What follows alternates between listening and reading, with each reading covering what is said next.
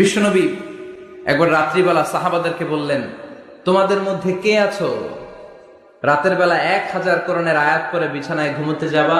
হাত তোলো। কেউ হাত তোলে না। অমি 1000 আয়াত কি বাড়ির কাছের কথা? কথা বলেন।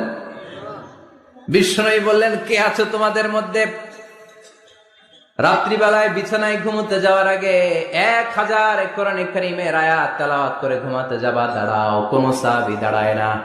বিশ্বনবী ডানে তাকায়, বায়ে তাকায়, সামনে তাকায়, কেউ হাত তোলে না। বিশ্বনবী বললেন, ও সাহাবারা, এবার বলো তোমাদের মধ্যে কে কে আছো সূরাতুত তাকাসুর পরে রাত্রে বিছানায় ঘুমোতে যেতে পারবা? এবার সব হাত উঠে গেছে।